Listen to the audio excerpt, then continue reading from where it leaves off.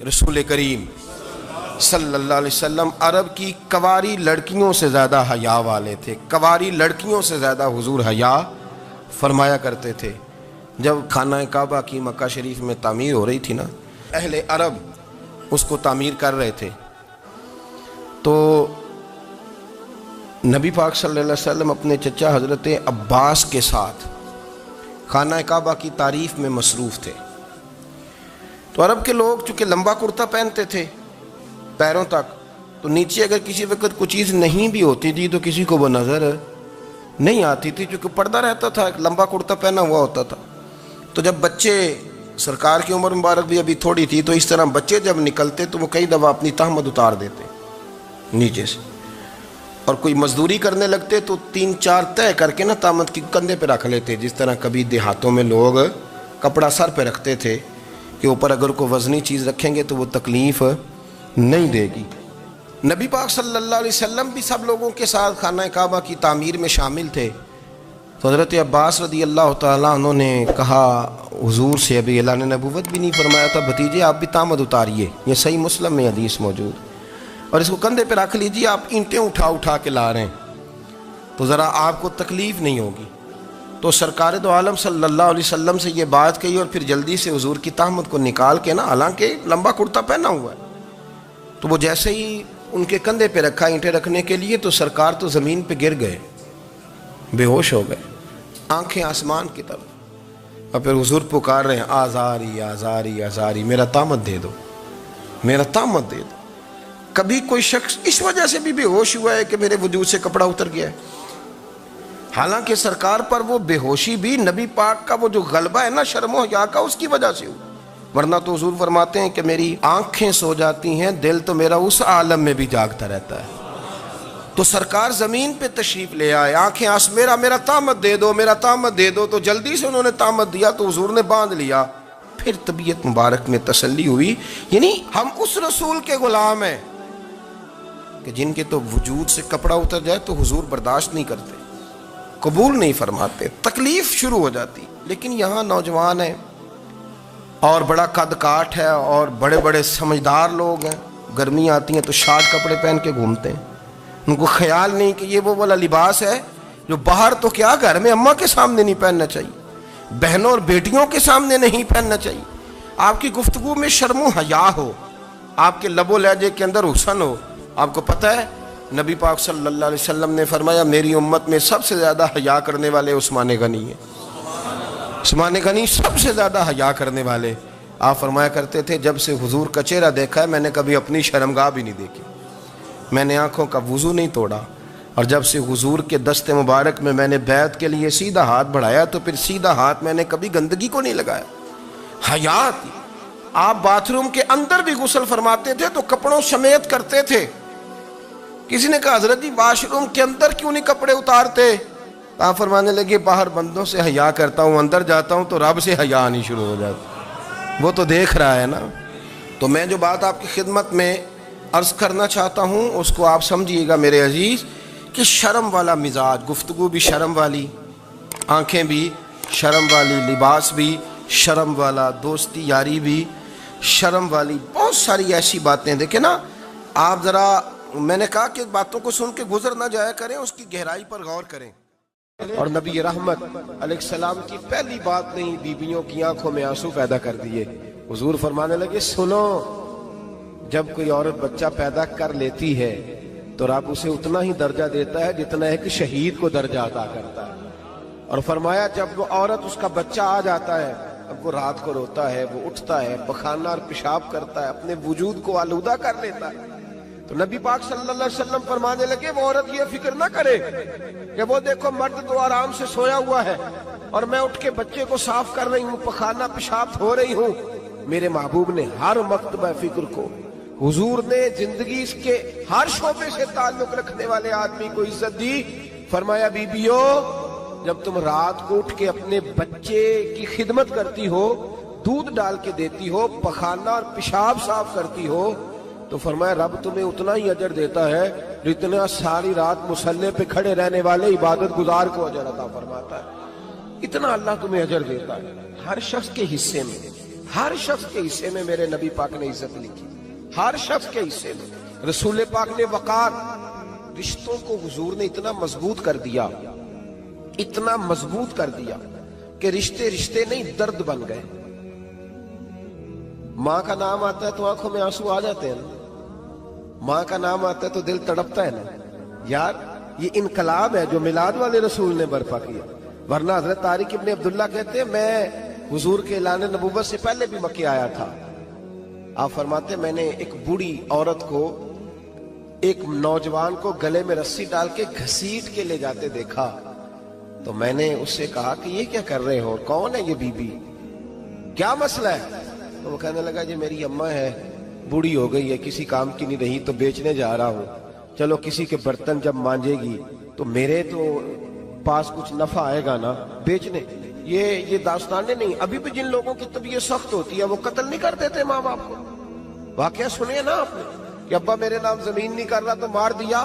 جب کلیجے سخت ہوتے ہیں تو کام ہو جاتا ہے. ایک طرف وہ منظر تھا اور ایک طرف یہ منظر ہے کہ حضرت حلیمہ سعدیہ رضی اللہ تعالی عنہ، ان کا نام نہیں ہے حضرت حلیمہ کا مسلم شریف میں، وہ امام زرقانی نے لکھا ہے، ورنہ مسلم میں یہ روایت اپنے اصل انداز میں موجود ہے. حضرت ابو ہریرہ رضی اللہ تعالیٰ عنہ فرماتے ہیں کہ جناب حلیمہ بوڑھی عورت، سادی عورت. اگر آپ کبھی معاشرتی لحاظ سے حضرت حلیمہ کا انداز دیکھیں گے نا، توجہ ہے میری بات پر، سمجھ آ رہی ہے آپ حضرات کو؟ جو ہمارا معاشرتی ماحول ہے نا، معاشرتی ماحول، تو حضرت حلیمہ سعدیہ رضی اللہ تعالیٰ عنہ کی حیثیت آج کے معاشرے میں اگر دیکھی جائے تو ایک آیا، بچوں کو پالنے والی آیا نہیں ہوتی، وہ آیا تھی. اسکول میں ایک آیا ہوتی ہے، جب بچہ چھوٹے ہمارے پرائیویٹ سکولز میں بچے جاتے ہیں تو عورت سنبھالتی ہے، دودھ ڈال دیتی ہے، کئی دفعہ فیڈر بھی پلا دیتی ہے. بچہ اگر پخانہ پیشاب کرتا ہے تو خدمت کرتی. یہ عورتیں اس زمانے میں چھوٹے بچے لے جاتی، پالا کرتی. تو بتانا دائی کی، آیا کی، میں مثال دے رہا ہوں، اور نرس کی کیا حیثیت ہے معاشرے میں. اور حضرت حلیمہ سعدیہ جب نبی پاک کو واپس لے کے آئی تھی تو چلو کچھ نہیں، لیکن نہ کچھ معاوضہ بھی انہیں حضرت عبد المطلب نے عطا کیا تھا. جناب آمنہ نے انہیں کچھ، ایک معنی یہ بھی ہو سکتا تھا کہ پیسے دے کے یہ کام کرایا، معنی ہو سکتا تھا.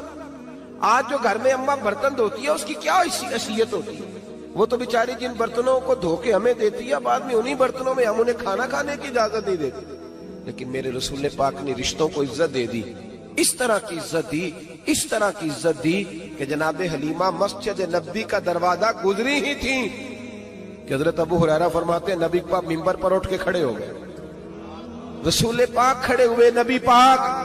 میں کبھی کبھی یہ روایت دیکھتا ہوں تو میرا دل کرتا ہے میں اپنے آپ سے پوچھوں، میرا دل کرتا ہے میں اپنے یاروں دوستوں خطباء سے، واعظین سے، پیروں سے، مشائخ سے پوچھوں کہ تو بھی بتا، جب تو شاگردوں کو پڑھا رہا ہوتا ہے اور تیرے ابا جی آتے ہیں تو کبھی اٹھ کے کھڑا ہوا ہے؟ اپنے جیسے لوگوں سے، اچھے علماء کی بات نہیں کرتا، کبھی سوال کرو. یہ بڑا مشکل کام ہوتا ہے، بڑا مشکل کہ عالم دین تقریر کر رہا، والد آ جائے، بندہ اٹھ کے کھڑا ہو. لیکن رسول پاک نے عزتیں دی، وقار دیا.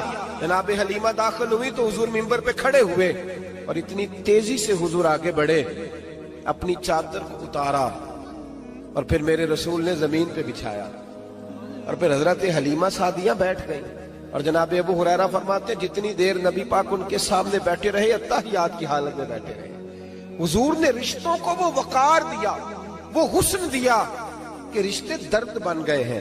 اب ماں کا نام دل میں بعد میں آتا ہے، زبان میں بعد میں آتا ہے، آنسو پہلے آتے ہیں. اب ماں کا رشتہ ایک وقار ہے، ایک حسن.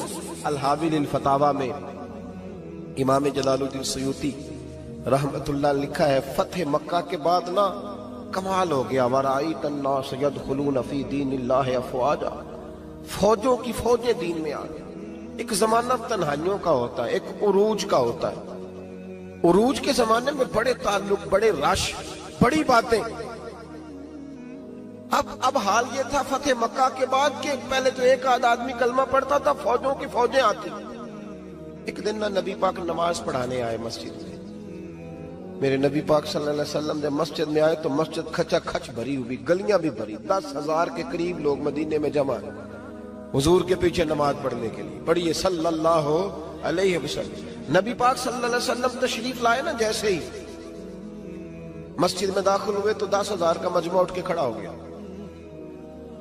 ہمارے لیے لوگ کھڑے ہوتے ہیں تو ہماری آنکھیں پرنم نہیں ہوتی، بلکہ ہم اپنا حق سمجھتے ہیں. ہم کہتے ہیں ان کا بنتا ہے کھڑے ہونا، حالانکہ بھائی دنیا سب کے لیے کھڑی نہیں ہوتی. جب کوئی کھڑا ہونا تو نظر جھک جانی چاہیے اور تیرے دل میں خیال آنا چاہیے کہ یا اللہ مجھ پہ رحم ہی رکھنا، اے اللہ میری پردہ پوشی کرنا، یا اللہ یہ تیری دی ہوئی عزت ہے، مہربانی کر خفیہ تدبیر سے محفوظ فرما. کہ ہمیں احساس نہیں ہوتا الا ماشاءاللہ. اللہ کے محبوب داخل ہوئے تو 10,000 کا مجمع کھڑا ہو گیا. 10,000 آدمی کھڑا ہو تو ایک کیف بنتا ہے. تو میرے جیسا آدمی تو ویسکوٹ سیدھی کرنے لگ جاتا ہے نا کہ بڑی شان ہے جناب، کالر ٹھیک کر لو، دستار سیدھی کر لو، کیا بات. اتنے لوگ بھی کبھی کسی کے گاڑی کے پیچھے بھاگے. لیکن نبی پاک کا انداز کیا تھا؟ رسول پاک کی آنکھوں میں آنسو آ گئے. 10,000 آدمی کھڑا ہوا، حضور رو پڑے اور اتنا روئے کہ جناب ابو ہریرہ رضی اللہ تعالیٰ عنہ فرماتے ہیں کہ میں نے نبی پاک کے سینے سے آواز نکلتی دیکھی. جب آدمی زیادہ روتا ہے تو سینے سے آواز آتی. حضور روئے کہ سینے سے آواز آئی. آپ فرماتے ہیں پھر حضور نے آنسو پوچھے، پھر نماز مکمل ہوئی. جب لوگ چلے گئے تو حضرت ابوبکر صدیق اٹھ کے قریب گئے، کہا یا رسول اللہ صلی اللہ علیہ وسلم آج کوئی وجہ نہیں تھی رونے کی، آپ آئے ہیں اور رونا شروع کر دیا. تو میرے محبوب فرمانے لگے آج جب میں نے اپنی وہ شانیں دیکھی، وہ مقام دیکھا تو مجھے اپنی اماں کی یاد آ گئی. ماں کی یاد، رشتوں کو وہ عزت دی، وہ وقار دیا، وہ حسن دیا. کہاں نماز کے لیے لوگوں کا کھڑا ہونا اور کہاں اماں کی بات چھیڑ دینا. میرے حبیب فرمانے لگے مجھے اپنی اماں آمنہ کی بات یاد آئی. میری ماں نے تو وہ دور دیکھا تھا جب وجود میں کپڑے بھی پورے نہیں تھے، دل کرتا تھا آج اماں موجود ہوتی، میں نماز پڑھانے آتا، اللہ اکبر کہہ کے نیت باندھتا، سبحانک اللہ کے بعد سورہ فاتحہ پڑھتا اور سورہ فاتحہ مکمل پڑھ لیتا کہ میری اماں آمنہ کو کوئی کام یاد آتا. وہ پردہ سرکا کے کہتی بیٹا محمد میری بات تو سننا. تو محبوب فرماتے اللہ کی عزت کی قسم میں نماز چھوڑ دیتا، پہلے ماں کی بات سن کے آتا. میں چھوڑ دیتا نماز. وقار دے دیا، وقار، وہ حسن بخشا، وہ توانائی بخشی. عرب کے اندر سال کے بعد عورتوں کا ایک میلہ لگتا تھا خانہ کعبہ کے پاس. صرف عورتیں اکٹھی ہوتی تھی، میلہ لگا ہوا تھا. ایک تورات جاننے والا یہودی عالم بھی آیا ہوا تھا. وہ بیویوں کے مجمع پہ نظر ڈال کے کہنے لگا بیویوں مرد کا کام تو کوئی نہیں عورتوں کے مجمع میں بات کرنا، لیکن میں تمہیں ایک پیغام دینے لگا ہوں. اللہ کے آخری رسول جو مکے میں پیدا ہونے والے ہیں ان کے آنے کا وقت قریب آ گیا ہے. وہ بیوی بڑی خوش نصیب ہوگی جنہیں ان کی رفاقت ملے گی. عورتوں نے جب دیکھا کہ مرد آ گیا عورتوں کے میلے میں تو انہوں نے ڈانٹا جھڑکا، کہا چل اٹھا اپنی کتابیں اور نکل جا. حضرت خدیجہ کہتی ہیں باقیوں نے ڈانٹا پر میں نے بات پلے سے باندھ لی. میں نے پلے سے باندھ لی اور میں انتظار کرنے لگی کہ اللہ کرے وہ نصیب میرے ہی ہو، اللہ کرے مقدر میرا ہی کھلے. آپ فرماتی میں تسبیح پڑھتی، درود پڑھتی. میں اس زمانے میں جو اللہ کا ذکر جس طرح ہوتا تھا وہ میں شروع کرتی اور جب فارغ ہوتی تو میں التجا کرتی کہ اللہ میرے نصیبے کھول دے. کہتی ہیں آہستہ آہستہ آہستہ آہستہ میں حضور کی تعریف سننے لگی. آہستہ آہستہ تعریف سننے لگی. نبی پاک صادق ہیں، امین ہیں، سچے ہیں، دیانتدار ہیں. اس برے اور میلے معاشرے میں بھی وہ سب سے اعلیٰ بھی ہیں اور سب سے اجلے بھی ہیں، وہ سب سے پاکیزہ ہیں. میں سننے لگی تعارف. آہستہ آہستہ میں ان کی گرویدہ ہونے لگی. ادھر نبی پاک صلی اللہ علیہ وسلم اپنے چچا جناب ابو طالب کے پاس رہتے تھے. قحط آ گیا، حالات بگڑ گئے.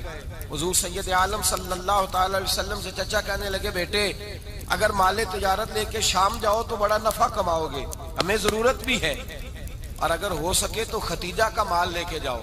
نبی پاک نے کہا چچا میں نہیں کہوں گا کسی سے جا کے، میں نہیں کہتا کسی سے جا کے، جو میرے نصیب میں ہوگا میرا رب خود عطا فرمائے گا، میں نہیں کہوں گا. مصطفیٰ نے تو نہیں کہا. حضرت خدیجہ رضی اللہ تعالیٰ عنہ کہتی ہے میں نے خود اپنی خادمہ کو بھیجا.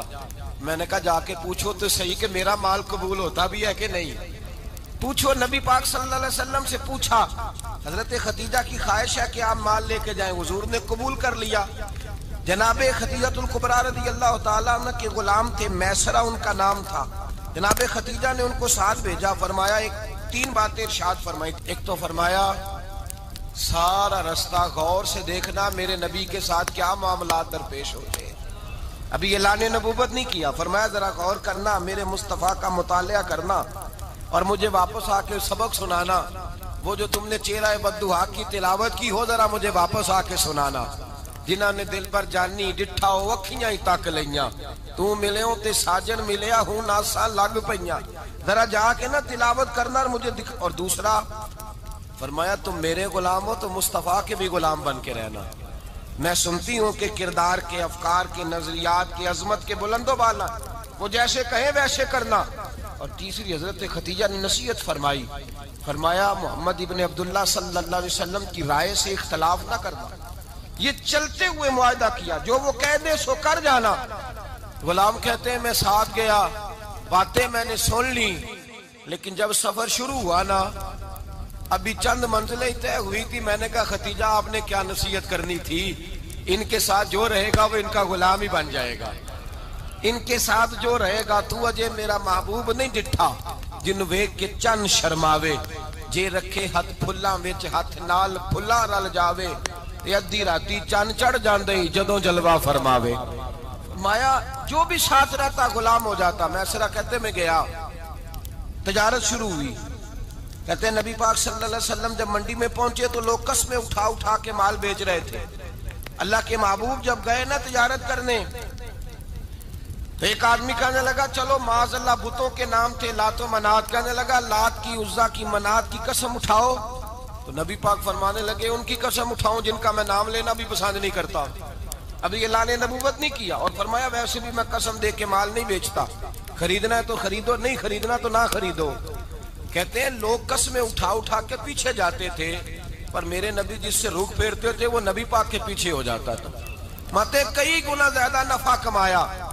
ہم رستے میں تھے، حضور ایک درخت کے نیچے آرام کرنے لگے. ایک عیسائی راہب غار میں بیٹھا تھا، نکل کے آ گیا. مجھ سے کہنے لگا مجھے وہ جانتا تھا. میں سنا یہ کس کو ساتھ لائے، یہ کون ہے؟ میں نے کہا اہل قریش کے ایک معزز آدمی ہے. کہنے لگے یار جس درخت کے نیچے یہ لیٹے ہوئے ہیں یہاں عام آدمی نہیں لیٹ سکتا، یہاں وہی لیٹے گا جو اللہ کا سچا رسول ہوگا. یہاں دوسرا کو لیٹ ہی نہیں سکا. یہ رسول ہے، ان کا خیال رکھنا، خیال رکھنا. کاش میں اس وقت تک زندہ رہوں جب یہ نبوت کا اعلان کریں. میں سنا کہتے ہیں میں غلام ہو گیا. نبی پاک صلی اللہ علیہ وسلم کی ادائیں مجھے بھانے لگی. جب واپسی پہ نکلے تو گرمی بڑی شدید تھی. فرماتے ہیں جب دھوپ تیز ہوتی تو بادل کا سایہ آ کے حضور پہ سایہ کر دیتا. بادل کا ٹکڑا نبی پاک پہ. اللہ جانے کہاں بیٹھ کے لوگوں نے کتابیں پڑھی ہیں جو کہتے ہیں 40 سال کے بعد نبی بنے تھے. پتہ نہیں کہاں بیٹھ کے کتابیں پڑھی ہیں. ہم نے تو جو سیرت پڑھی ہے وہ بتاتی ہے کہ تیری حیات پاک کا ہر لمحہ پیغمبر لگے، ہر لمحہ پیغمبر لگے. یہاں تو وہ لوگ جو کئی سال پہلے 20 اور 25 سال پہلے حضور سید عالم صلی اللہ علیہ وسلم کی رفاقت میں رہے وہ اعلان کر رہے. لوگ پتہ نہیں کہاں بیٹھ کے کتابیں پڑھتے ہیں، کہاں بیٹھ کے. میرے نبی پاک سے صحابہ نے پوچھا حضور آپ کب نبی تھے؟ فرمایا ابھی آدم کی مٹی گوندی جا رہی تھی، ابھی آدم کی مٹی گوندی جا رہی تھی، میں تب بھی اللہ کا رسول تھا. میرے بھائی نبی رحمت سید عالم صلی اللہ علیہ وسلم کے غلام حضرت خدیجہ کے غلام کہتے ہیں واپس آیا. اور پہلے بھی کئی دفعہ حضرت خدیجہ کا مال گیا تھا، بڑے نفع آئے تھے، پر جو نفع اس سال آیا وہ پہلے کبھی نہیں آیا تھا. کہتے ہیں مجھ سے حضرت خدیجہ کی سہیلی بھی بیٹھی تھی، میں بھی آ گیا. اور جناب خدیجہ کی سہیلی کہنے لگی چل مال کے بارے میں کچھ بتا، کتنا بکا؟ میں نے کہا مال چھوڑو، مصطفیٰ کی سنو. اور پھر کہتی چلو ٹھیک ہے، بادل سایہ کرتا تھا، چلو ٹھیک ہے. تم سے راہب نے پوچھا تھا یہ صحیح ہے، انہوں نے تیری سارے رستے بڑی خدمت کی، تیرا بڑا خیال رکھا، پر یہ بھی بتا تجارت کیسے ہوئی؟ تو میں سر کہنے لگا زندگی میں نے بھی ساری گزار دی ہے، پر اس رسول کے ساتھ 4 دن ہی گزارے ہیں. حد ہو گئی مجھ سے، اور کچھ نہ پوچھو، اور کچھ نہ پوچھو. آ میرے دل آمنہ کے لال کی باتیں کرے، اور کچھ نہ پوچھو، بس ذکر ان کا چھیڑیے ہر بات پر، اور چھیڑنا شیطان کا عادت کیجئے. بس مجھے حضور کے تذکرے بیان کرنے ہیں، ذکر مصطفیٰ کرنا ہے. حضرت خدیجہ الکبریٰ بڑی متاثر ہوئی. کہتی ہیں مجھے درجنوں لوگوں نے پیغام نکاح دیا تھا پر میں نے سنی نہیں تھی. میں نے نفیسہ کے ہاتھ پیغام بھیجا. میں نے کہا میری عمر 40 سال ہے، ان کی 25 سال ہے، اور میرا اعمال اور طرح کا ہے، وہ شہنشاہ ہے، جا کے پوچھو تو صحیح بھلا میں قبول ہوتی ہوں؟ پوچھو۔ نفیسہ کہتی ہیں میں آئی تو وہ خاتون جن کے لیے لوگ بڑے بڑے قریش پیغام دیتے تھے، پیغام لے کے آئی تو رسول پاک نے عجیب رنگ بیان کیا اپنی سیرت کا۔ جب میں پہنچی میں نے کہا ختیجہ نکاح کرنا چاہتی ہیں؟ نفیسہ کہتی ہیں میرا خیال تھا کہ کوئی اور ہوتا تو کرسی سے اٹھ کھڑا ہوگا، فوراً کہے گا اچھا جلدی کرو بات کرو۔ جب میں نے آ کے کہا نا حضور ختیجہ نکاح کرنا چاہتی ہے تو نبی پاک نے میری طرف دیکھا، فرمایا وہ کہتی ہیں کہ تم کہتی ہو؟ کہا وہ کہتی ہیں۔ تو حضور نے فرمایا ٹھہر جاؤ، میں اپنے چچا سے پوچھ کے بتاؤں گا، میں مشورہ کروں گا، میں پوچھ کے بتاؤں گا۔ آج بچوں کو کچھ سبق بڑے یاد ہیں، کہتے ہیں پسند کی شادی کرنا حضرت صاحب ناجائز ہے، پسند کی شادی کرنا کوئی ناجائز ہے؟ اور میں نے کہا بھائی صرف ایک ہی جائز چیز رہ گئی اور کوئی شے جائز نہیں، یہ ایک ہی جائز چیز ہے جس کا فتویٰ سارے نوجوان پوچھتے پھرتے ہیں، سارے رانجے بنے پھرتے ہیں، مجنوں بنے پھرتے ہیں، سارے مئی وال ہو گئے۔ اللہ پاک کو ہدایت کی توفیق عطا فرمائے۔ سارے اس بری لت کا شکار ہو گئے۔ او بھائی نبی پاک سوائے خدا کے کسی کے پابند نہیں، لیکن میرے مصطفیٰ نے اپنی امت کو یہ درس دیا ہے کہ جو بڑوں کے شفقت کے سائے میں چلتا ہے اللہ اس کی مدد فرمایا کرتا ہے۔ تجھے کیا پتا تیرا اچھا بھلا کس بات میں؟ کہا نکاح کرنا چاہتی ہوں، فرمایا چچا سے پوچھ کے بتاؤں گا۔ ختیجہ رضی اللہ تعالیٰ عنہ کہتی ہیں انہوں نے پوچھا، جناب ابو طالب کہنے لگے یہ تو خوش قسمتی ہے کہ ہمیں ایسی بہو مل جائے جس کے کردار میں، افکار میں، نظریات میں اتنی نفاست۔ مصطفیٰ کریم کے ساتھ نکاح ہوا، قربان جائیں حضرت خدیجہ الکبریٰ کی شادی ہوئی تو بھائی بڑا مشکل ہوتا ہے، بڑا مشکل ہوتا ہے اپنے آپ کو ڈھالنا۔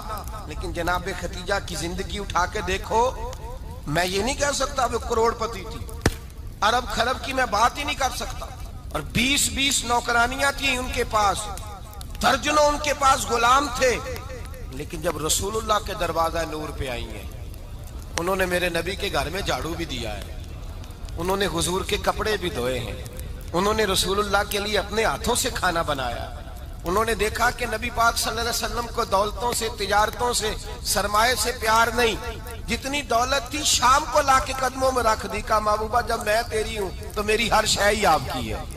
چند دنوں میں حضور نے ساری چیزیں دے دی اللہ کے رستے میں، ہر چیز نبی پاک نے دے دی۔ حضرت خدیجہ الکبریٰ کا حال یہ تھا کہ ایک جوڑا رہ گیا، کئی جگہ سے پیوند لگے ہوئے، میں گڈی ہاتھ ڈور سجن دے او جنج رکھے اونج رہنا، واجب نہیں جے وچ شریعت مندہ قسم نو کہنا، بس ٹھیک ہے جس حال میں محبوب راضی ہیں، کہا ہر چیز قدموں میں رکھ دی اور حضور کے ہر رشتے کا خیال کیا، نبی پاک کی ہر خواہش کا۔ عورتیں بالخصوص میری بات پہ توجہ کریں جو عرض کرنے لگا ہوں، آگ لگی ہوئی ہے گھروں میں، فساد ہے، لڑائی ہے، جھگڑا ہے، دنگا ہے، یہ تیرا رشتہ دار وہ میرا رشتہ دار، جب تیرے آتے ہیں تو روٹیاں جلدی پکتی ہیں، جب میرے آتے ہیں تو بیماریاں بڑی ہوتی ہیں، تیرے میرے کا جھگڑا۔ آؤ میرے مصطفیٰ کریم سید عالم کا بھی حال دیکھو، حضرت حلیمہ سعدیہ ملنے آئی، شادی کو کچھ دن گزرے تو حلیمہ سعدیہ ملنے آئی۔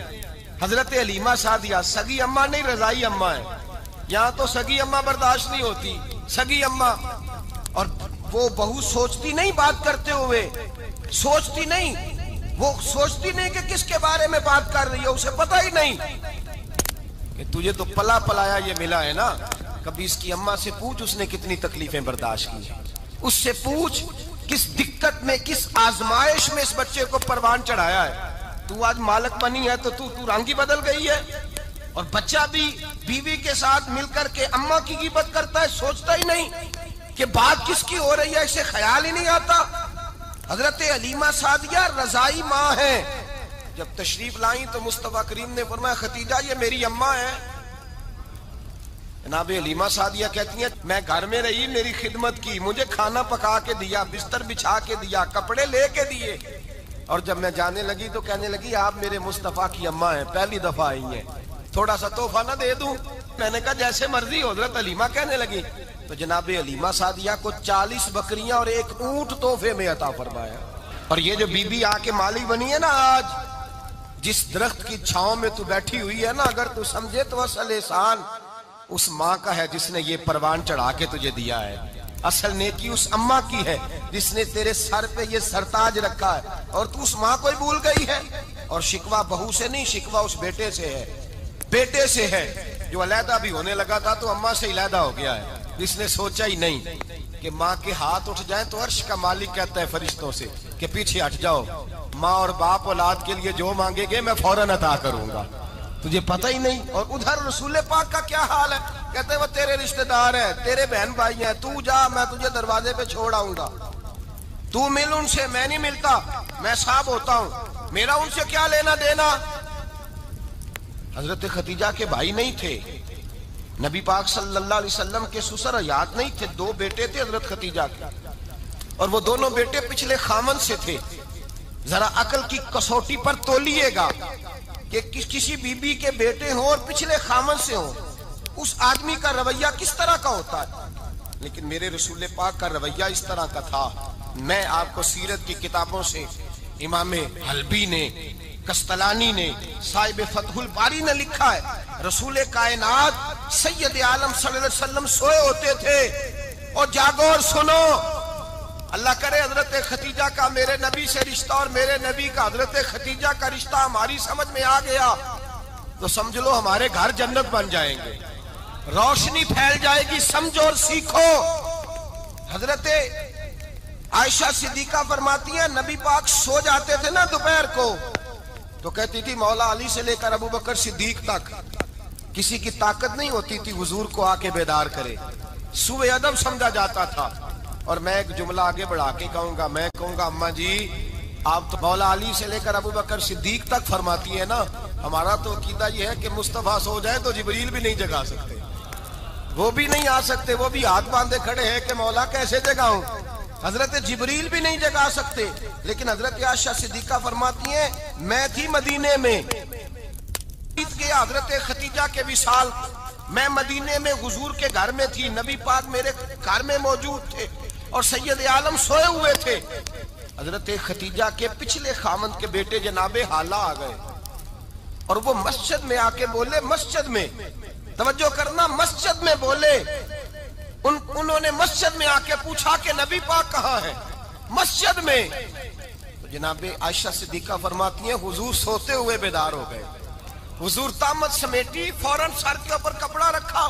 میں نے کہا حضور کہاں جا رہے ہیں؟ فرماتی ہے میں نے 1 دفعہ پوچھا تو حضور نے 3 دفعہ فرمایا میرا حالہ آ گیا ہے، میرا حالہ آ گیا ہے، میرا حالہ آ گیا ہے، خدیجہ کا بیٹا آ گیا ہے. میرے رسول پاک صلی اللہ علیہ وسلم نے بی بی کے رشتوں کا جو تقدس بیان کیا اس کو سمجھیے.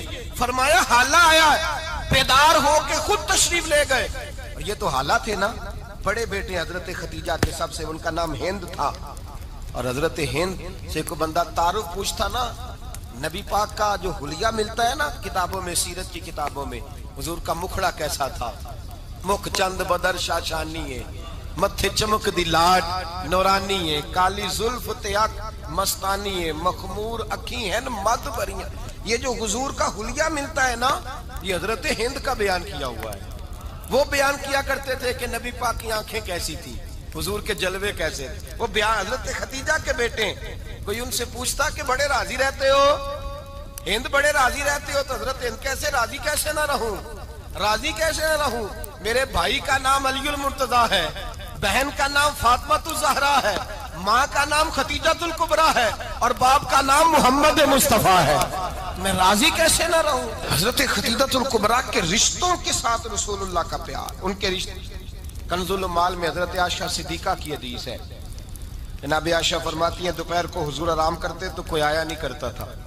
ایک دن ایک بوڑھی آ گئی دروازے پہ، اس نے چھڑی پکڑی ہوئی. کہتے ہیں وہ اندر آئی تو نبی پاک بڑی تیزی کے ساتھ اٹھے، حضور سید عالم نے قریب بٹھایا، دیر تک حضور باتیں کرتے رہے، دیر تک گفتگو ہوتی رہی. فرماتے ہیں حضور نے اسے کوئی اضافی وقت دیا، عام صحابہ اس وقت آتے نہیں تھے، حضور کے آرام کا وقت تھا، اضافی وقت دیا نبی پاک. اور فرماتے ہیں جب وہ جانے لگی تو نبی پاک نے تحفے بھی عطا فرمائے. اور پھر ایک غلام سے، حضرت بلال سے یا کسی غلام سے فرمایا کہ ساتھ جاؤ اور گھر چھوڑ کر کے آؤ.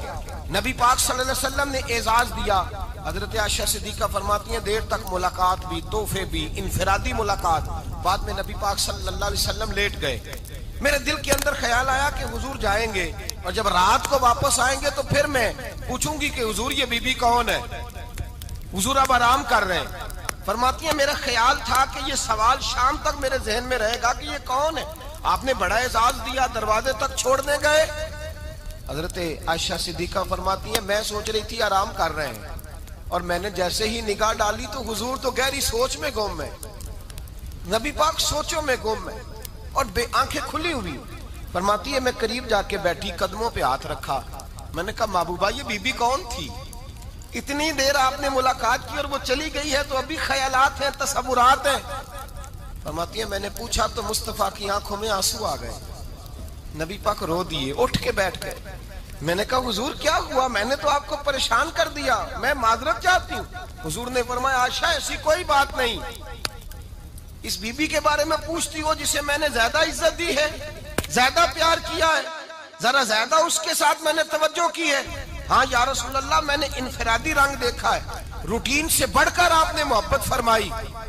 تو میرے مصطفیٰ نے فرمایا یہ جو عورت آئی تھی نا، جو میرے پاس بیٹھی رہی ہے، یہ میری زوجہ جناب ختیجہ کی سہیلی ہے. یہ حضرت ختیجہ کی سہیلی ہے، جناب ختیجہ کی سہیلی. فرمایا یہ مکے میں ختیجہ سے ملنے آیا کرتی تھی. ختیجہ اسے وقت دیتی تھی، پاس بٹھاتی تھی، کھانا کھلاتی تھی، دکھ سکھ سنتی تھی. اور تھوڑی غریب ہے، جب یہ جاتی تھی تو ختیجہ تحفے بھی دیتی تھی. فرمایا آج جب یہ آئی ہے تو ختیجہ کی یادیں تازہ ہو گئی. دیر تک میں نے اس سے بات کی ہے، گفتگو کی، جاتے دفعہ تحفہ دیا ہے، اس لیے کہ حسن العہد من الایمان، اچھے طریقے سے وعدہ نبھانا یہ بھی ایمان کا حصہ ہے. اچھے طریقے سے عہد نبھانا، تعلقات نبھانا یہ بھی ایمان کا حصہ ہے. حضرت ختیجہ کی سہیلیوں سے رسول اللہ صلی اللہ علیہ وسلم کا رشتہ. پہلی وحی نازل ہوئی نبی پاک پر. اب حضور جب ابتدائے وحی کے ایام آئے تو حضرت ختیجہ فرماتی ہیں رسول پاک غار حرا میں چلے جاتے، کئی کے دن وہاں رہتے. پہلی وحی آئی تو قرآن مجید کی تاثیر یہ ہے کہ لو انزلنا ھذا القرآن علی جبل لرأیتہ خاشعا متصدعا من خشیۃ اللہ. فرمایا اگر میں پہاڑوں پہ نازل کروں قرآن کو تو وہ بھی میرے خوف سے ریزہ ریزہ ہو جائے. اتنی تاثیر ہے. جب حضور کے قلب اطہر پر آیا تو نبی پاک کامتے ہوئے گھر آئے. زملونی زملونی، مجھے چادر اڑاؤ چادر اڑاؤ. حضرت ختیجہ نے چادر دی، بیٹھ گئے. کہا ختیجہ آج کوئی آنے والا آیا ہے. اقرأ بسم ربک الذی خلق، یہ آیات اس نے مجھے دی ہیں اور میں بڑے خوف کے عالم میں ہوں. حضرت ختیجہ کے لفظ بڑے حسین ہیں. جناب ختیجہ الکبریٰ رضی اللہ تعالیٰ عنہ کیا فرماتی ہیں؟ کہتی ہیں یا رسول اللہ صلی اللہ علیہ وسلم آپ غم نہ کریں، رب آپ کو رسوا نہیں کرے گا، عزتیں عطا کرے گا. اور دلیل کیا ہے؟ حضرت ختیجہ فرمانے لگی دلیل یہ ہے کہ آپ غریبوں کی مدد کرتے ہیں، مسکینوں کا خیال رکھتے ہیں، اور محبوبہ کمزوروں کا بوجھ آپ اٹھاتے ہیں. جس کے اندر یہ خوبیاں ہوتی ہیں اللہ اسے عزت ہی عطا فرمایا کرتا ہے. حضرت ختیجہ الکبریٰ رضی اللہ تعالیٰ عنہ سب سے پہلے نبی پاک پہ ایمان لائی. بڑا مشکل ہوتا ہے. ہمارے جو فلسفے کے لوگ ہیں وہ کہتے ہیں بہت بڑا ولی اللہ بھی ہو تو بیوی اس کی مان جائے، یہ مشکل ہوتا ہے کام، یہ مشکل ہوتا ہے. حضرت ختیجہ الکبریٰ رضی اللہ تعالیٰ عنہ سب سے پہلے ایمان. اور کس طرح کا ایمان؟ کس طرح کا ایمان؟ ابن ماجہ میں روایت ہے، غور کرنا. حضرت قاسم نبی پاک صلی اللہ علیہ وسلم کے صاحبزادے، حضور کی 6 اولادیں، 4 بیٹیاں 2 بیٹے حضرت ختیجہ سے ہوئے، 4 بیٹیاں اور 2 بیٹے. دھوکہ دیتے ہیں بعض لوگ، کہتے ہیں حضرت ختیجہ کی ایک ہی بیٹی تھی. حضرت قاسم حضور کے بیٹے تھے، وہ وصال کر گئے. حضرت ختیجہ ابھی دودھ پلاتی تھی کہ شہزادے پردہ کر گئے. ایک دن گھر میں بیٹھی ہوئی تھی تو کہنے لگی یا رسول اللہ صلی اللہ علیہ وسلم میرے بیٹے قاسم کے حصے کا دودھ میرے وجود میں بھر آیا ہے، کاش میرا رب اتنا موقع دیتا کہ میرا بیٹا مدت رضاعت ہی پوری کر لیتا، وہ دودھ پی لیتا. نبی پاک نے فرمایا ختیجہ تو غم نہ کر، اللہ تبارک و تعالیٰ نے تیرے بیٹے کی مدت رضاعت جنت میں پوری کر دی ہے، جنت میں پوری کر دی ہے. اور نبی پاک نے اپنا اختیار بیان فرمایا ابن ماجہ میں. رسول پاک نے فرمایا اگر تو کہے تو میں یہاں بیٹھے بیٹھے تجھے تیرے بیٹے کی آواز سناؤں. عرض کروں رب کی بارگاہ میں ابھی تجھے سناؤں تیرے بیٹے کی بات، ابھی وہ جنت میں بولے، لطف نہیں آیا آپ کو اس بات کا؟ میں ابھی سناؤں تجھے بات، سیاستہ کی روایت، ابھی سناؤں تیرا بیٹا بولے گا جنت میں، آواز یہاں مکے میں آئے گی، سناؤں؟ بڑے لوگ کرامت دیکھنا چاہتے ہیں، معجزہ دیکھنا چاہتے ہیں، کہتے ہیں نہیں میں تو وہ دیکھ کے آؤں گا، کہا سناؤں؟ حضرت خدیجہ کا ایمان دیکھیں، کہنے لگی محبوبہ مجھے سننے کی کیا ضرورت ہے، میں خدا کو بھی مانتی ہوں، محمد مصطفیٰ کو بھی مانتی ہوں، میں بن دیکھے ہی مانتی ہوں، مجھے سننے کی ضرورت آپ نے کہہ دیا تو سو ہو گیا، مجھے حاجت حضور کہہ رہے ہیں اگر تو کہے تو دعا کروں، التجا کروں، ابھی آواز اللہ سنا دے، ابھی سناؤں؟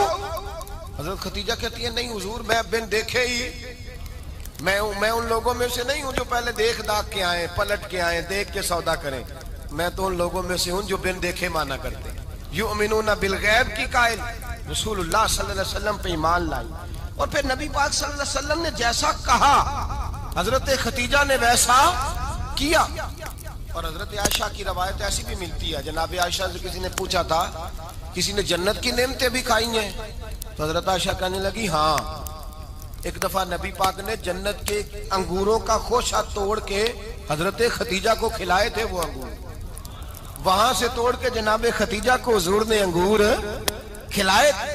نبی پاک صلی اللہ تعالی علیہ وسلم پر ایمان لائی، ہر موقع پر حضور کا ساتھ دیا، تکلیفیں دیکھی، آزمائشیں دیکھی۔ حضرت خدیجہ کا جو وقت حضور کے ساتھ گزرا ہے نا، وہ سارا آزمائشوں کا وقت ہے۔ 15 سال شادی کو ہوئے تو نبی پاک نے اعلان نبوت کیا، باقی کے 10 سال 25 سال کی رفاقت رہی، سخت مسئلہ تھا، کفار کی مخالفت، بہت زیادہ مال تھا، پھر غربت آئی، پورا مکہ سلوٹ کرتا تھا، پھر وہ سارا شہر مخالفت کرنے لگا، حضرت خدیجہ الکبریٰ ڈٹ کے رسول اللہ کا ساتھ دیتی، ہر موقع پر کسی جگہ شکوہ نہیں کیا۔ یہاں عورتیں بول پڑتی ہیں، کہتی ہیں جب سے تیرے گھر آئی ہوں سکھ نہیں دیکھا، جب سے یہاں آئی ہوں کچھ نہیں دیکھا، جب سے یہاں آئی ہوں بڑی آزمائش میں ہوں۔ حضرت خدیجہ الکبریٰ مال لے کے آئی ہیں، لیکن انہوں نے دیکھا کہ مصطفیٰ کو غریبی پسند ہے تو غریب ہو گئی، جیم جان دا کچھ وسا نہیں ہوں، جان یار نو دے تے شاد ہو جا، اسے دل دے ہیں فساد سارے، دل دربر نو دے تے آزاد ہو جا، دیو رکھے آباد تے رو وسدا تے جدو کرے برباد ہو جا۔ کہا یا رسول اللہ جس بات میں آپ راضی ہیں میں بھی اسی بات میں راضی ہوں۔ جناب خدیجہ رضی اللہ تعالیٰ عنہ مکمل وقت رسول اللہ کا ساتھ دیا، شیب ابی طالب کے 3 سال قید میں گزارے۔ جس عورت نے ساری زندگی مال دیکھا ہو، اعلیٰ سے اعلیٰ کھانا کھایا ہو، بڑے گھر میں وقت گزارا ہو، قیدی ہو کے وقت گزارا، اور آپ اگرچہ قریش میں سے تھی لیکن جس شاخ سے حضور تھے بنو ہاشم اس میں سے نہیں تھی آپ۔ حضرت خدیجہ رضی اللہ تعالیٰ عنہ یہ کہہ سکتی تھی کہ یہ بائیکاٹ جو 3 سال مکے والوں نے کیا اور ایک چھوٹی سی وادی میں قید کر دیا ہے بنو ہاشم کو، تو یہ میرا بائیکاٹ نہیں ہے۔ نبی پاک صلی اللہ تعالیٰ علیہ وسلم نے اجازت بھی دی کہ اگر تم چاہو تو علیحدہ رہ سکتی ہو، بائیکاٹ تو میرا ہے، لیکن حضرت خدیجہ نے کہا نہیں، تیرے قدموں میں رہوں، غیر کی ٹھوکر پہ نہ ڈال، جھڑکیاں کھاؤں کہاں چھوڑ کے صدقہ تیرا، اور تیرے قدموں میں جو ہے وہ غیر کا منہ کیا دیکھے، کون نظروں پہ چڑھے دیکھ کے تلوا تیرا۔ کہ حضور میں نے نہیں جانا، 3 سال پتے کھا کے وقت گزارا، 3 سال پانی پی کے وقت گزارا۔ آپ فرماتی ہیں کئی راتیں ایسی بھی گزری جن میں خدیجہ نے کھایا ہی کچھ نہیں، وقت گزار دیا، زندگی گزار دی، 3 سال ایک لمحے کے لیے شکایت نہیں کی۔ او بھائی ایسی وفادار ماں کا تو روز ذکر ہونا چاہیے، ایسی اعلیٰ حضرت فرماتے ہیں حق گزارے رفاقت پہ لاکھوں سلام، حق گزارے رفاقت پہ۔ اچھا میں دعا کرنے لگا ہوں کہ آپ سارے حضرت خدیجہ پہ سلام پڑھیں، حق گزارے رفاقت پہ لاکھوں سلام، لاکھوں سلام۔ حضرت خدیجہ الکبریٰ رضی اللہ تعالیٰ عنہ نے حق ادا کیا، سیدی ماں، پہلی ماں، کہف امن و امان، حق گزارے رفاقت پہ لاکھوں سلام۔ حضرت خدیجہ الکبریٰ رضی اللہ تعالی حق ادا کیا۔ 3 سال کا وقت سوشل بائیکاٹ کا وقت تھا، سوشل بائیکاٹ، لیکن حضرت خدیجہ الکبریٰ نے حضور کے ساتھ ٹائم گزارا، بائیکاٹ ختم ہوا، آسانی کا وقت آیا تو خدیجہ بیمار ہو گئی۔ ام المومنین سیدنا خدیجہ رضی اللہ تعالیٰ عنہ علیل ہوئی، علالت شدید ہوئی تو نبی پاک آ کے سرانے بیٹھے، قربان جاؤں آج لوگ اتنی نوکری نہیں کرتے جتنا احسان جتلاتے ہیں، کہتے ہیں وہ فلاں مولوی صاحب کو روٹی میں دیا کرتا تھا، وہ فلاں آدمی کے ساتھ اس کو تو آگے پہنچایا ہی میں نے۔ کریڈٹ پکڑ پکڑ کے لوگ اپنے کھاتے میں ڈالنے کے چکر میں ہوتے ہیں، لوگ اس قدر زیادہ پیار نہیں کرتے جتنا جتلاتے ہیں۔ حضرت خدیجہ الکبریٰ نے سکھایا ہے انداز امت کو کہ وفا کیا ہوتی ہے۔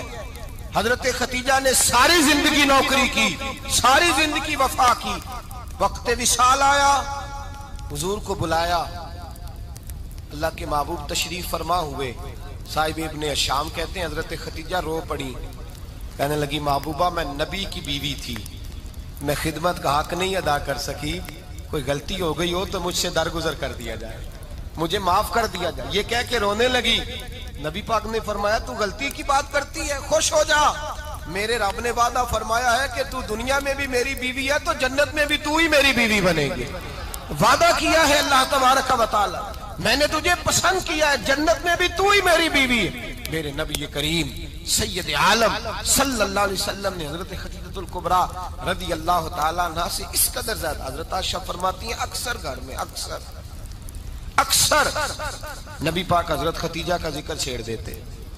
یہاں تو آدمی بہن کا ذکر نہیں نہ کر سکتا بیوی کے سامنے، اماں کا ذکر نہیں کر سکتا، معاملہ خراب ہو جاتا، بڑا مشکل ہو جاتا، مشکل ہے۔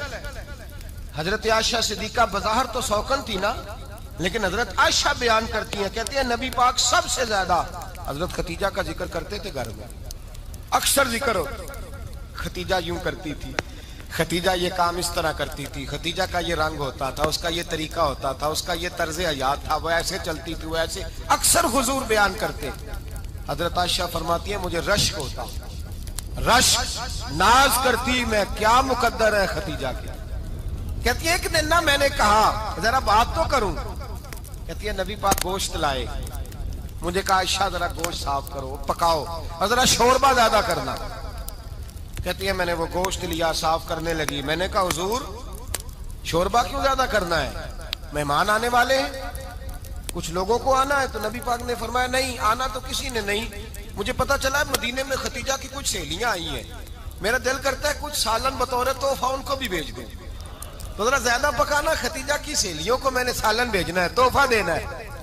حضرت عائشہ کہتی ہیں ایک جملہ ہلکا سا، بے ضرر سا، بڑا دھیما سا، بچ بچ کے، بڑا اپنے آپ کو محتاط کر کے، میں نے کہا یا رسول اللہ صلی اللہ علیہ وسلم آپ خدیجہ کا ذکر بہت کرتے ہیں، حضور وہ تو عمر میں 15 سال بڑی تھی، یا رسول اللہ صلی اللہ علیہ وسلم اللہ نے آپ کو جوان اور خوبصورت بیویاں دی، آپ خدیجہ کا ذکر کرتے ہیں۔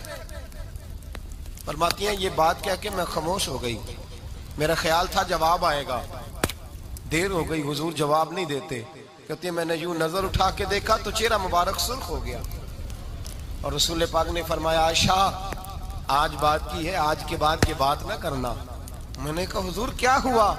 فرماتے ہیں پہلے جلال تھا، پھر اچانک وہ جلال آنسو میں بدلا، اور حضور نے رو کے فرمایا عائشہ تم ساری بیویاں سکھوں کے وقت آئی ہو، خدیجہ تو میرے دکھوں کی ساتھی ہے، وہ تو میری آزمائشوں اور تکلیفوں کی ساتھی، اس نے تو میرے ساتھ وقت کٹھن بتایا، جب لوگ مجھے پتھر مارتے، میرے رستے میں کانٹے بچھاتے، میں پریشان ہو کے لوٹتا، اس کے ایک ہاتھ میں دودھ کا پیالہ ہوتا، ایک ہاتھ میں کھجوریں ہوتی، دودھ پلا کے، کھجور کھلا کے، بستر بچھا کے، روٹی دے کے کہتی محبوبہ غم نہ کرنا، اللہ بڑی عزتیں عطا فرمائے گا، اللہ بڑی شانیں عطا فرمائے گا۔ میرے رسول کریم سید عالم صلی اللہ تعالی علیہ وآلہ وسلم۔ اور پھر امام ابن حجر نے لکھا ہے، آپ فرماتے ہیں بعض لوگوں پہ حضور نے کبھی جلال بھی فرمایا، کبھی جلال بھی فرمایا، اور حضور کا جلال بھی بڑی رحمت والا ہے۔ نبی پاک نے فرمایا اللہ اگر میں اپنے کسی امتی کو جھڑک دوں تو اسے اتنا ثواب دینا جتنا تو فرض نماز کا ثواب عطا کرتا ہے۔ حضور کا تو جلال بھی کرم والا ہے، کرم والا جلال ہے رسول پاک کا۔ اکثر بعض لوگوں پر حضور ناراض بھی ہوتے، لیکن امام ابن حجر فتح الباری میں فرماتے ہیں کہ صحابہ اور اہل بیت میں سے حضرت خدیجہ الکبریٰ کی وہ ہستی ہے جس پر کبھی نبی پاک ناراض نہیں ہوئے، کبھی ناراض نہیں ہوئے. یہ سب سے بڑی فضیلت ہے حضرت خدیجہ کی. کبھی ناراض نہیں ہوئے نبی، کسی موقع پر بھی حضرت خدیجہ الکبریٰ رضی اللہ تعالیٰ عنہ سے ناراض نہیں ہوئے. بلکہ بخاری شریف میں لفظ کچھ اس طرح کے ہیں. میں نے شروع میں کہا کہ حضرت خدیجہ کی 20 کنیزائیں تھیں، نوکرانیاں تھیں، گھر کے اندر نوکر چاکر تھے، ریل پیل تھی، کوئی کام کبھی نہیں کیا تھا. حضرت خدیجہ الکبریٰ نے ایک دن کھانا پکایا، اور کھانا پکا کے اپنے ہاتھوں سے جب نکلی نا اور آ رہی تھی حضور کو کھانا دینے، تو بخاری میں موجود ہے جب حضرت خدیجہ آئیں تو نبی پاک نے فرمایا خدیجہ تیرے آنے سے پہلے حضرت جبریل آ گئے، اور وہ کہہ رہے ہیں یا رسول اللہ خدیجہ برتن میں کھانا لے کے آ رہی ہے، اور جب وہ کھانا لے کے آ جائے تو اسے کہہ دیجئے گا اس کا رب اسے سلام کہتا ہے، اس کا رب اسے اللہ اکبر، جس کو اللہ سلام کہے. فاضل بریلوی فرماتے ہیں حق گزارے رفاقت پہ لاکھوں، حق گزارے رفاقت پہ لاکھوں سلام، حق گزارے رفاقت پہ لاکھوں سلام. حضرت خدیجہ الکبریٰ رضی اللہ تعالیٰ عنہ کو رب تعالیٰ کے سلام آئے. محسنہ اس امت کی محسنہ. اللہم صل علی سیدنا و مولانا محمد. اللہم صل علی سیدنا و مولانا محمد. اللہ کے شیر ہے در کرار پر درود، اللہ کے شیر ہے در کرار پر درود، اللہ کے شیر ہے در کرار پر درود. حضرت حسن حسین کے کردار پر درود. اللہم صل علی سیدنا و مولانا محمد وعلی سیدنا علی و سیدتنا فاطمہ و سیدتنا زینب و سیدنا حسن و سیدنا حسین وعلی آلہ و صحبہ و بارک وسلم. سلام نیاز ہے زینب کی بارگاہ میں، سلام نیاز ہے جو مرتضیٰ کی لاڈلی زہرا کا ناز ہے. اللہم صل علی سیدنا و مولانا محمد وعلی سیدنا علی و سیدتنا فاطمہ و سیدتنا زینب و سیدنا حسن و سیدنا حسین.